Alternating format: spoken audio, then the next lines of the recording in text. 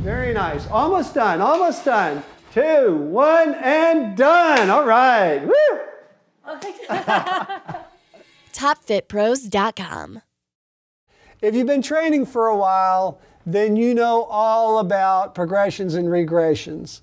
But let me just make sure we're on the same page about that, because this is so important. Every exercise out there has ways you can modify it to make it more difficult or easier depending on your client. Every client has different capabilities. Now, the old traditional way of progressing and regressing was simply to increase the weight or increase the number of repetitions of an exercise. Or you might try to get somebody to go faster if they were running. Those are progressions. If you take less break between exercises, that's a progression. That makes it more difficult. But there are lots and lots of ways you can progress and regress. You can increase instability. The more difficult it is to execute the exercise while maintaining your balance and stability, the more difficult, the higher the level of progression of that exercise. So we want to have a big quiver of arrows as to how you can attack the problem of identifying exercises that ideally match your client's capabilities. Why? You may have a client who has a problem with a particular limb, an ankle, a knee, a hip, shoulder, wrist, and so they may be able to do something very well at a high level of difficulty in one exercise, but in another exercise that challenges their impairment, they're going to be at a much lower level. And you need to adjust the workouts accordingly. You need to adjust the exercises that you give to that client accordingly.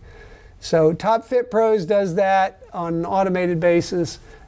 Gives you control as the trainer to be able to adjust up and down. If you think that the client's needs still aren't met, then you can give a greater progression or a regression of going back to an easier level. So, but that's something you need to be on top of. You need to be aware of with everything that you're doing with the client. And you want to challenge the client in a lot of different ways and find the appropriate progressions and regressions on each. You might have one client who's super strong, muscular, but has terrible balance. And so you're going to have a different level progression on balance exercises than on strength exercises. But you need to attack that balance problem with the client. You need to address that lack of balance and build them up. And you start them at the appropriate level and you move up and you progress those exercises through instability. At the same time that you're working on that strength size. Maybe your client really, really wants to build up strength, but they really, really need to build up balance. Well, you're going to have to work on both of those issues, and you're going to attack them differently with different exercises. You can have somebody who's got a terrible core situation. Now, they're trying to get really strong, and they've got a weak core.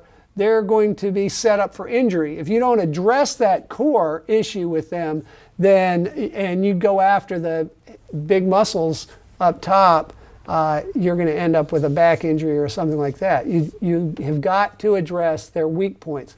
Every chain is only as strong as its weakest link, and that is true of the human body.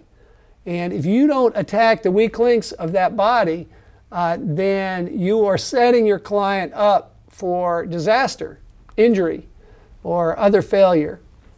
So you don't want to do that. So what you do want to do is identify those weakness areas and address them.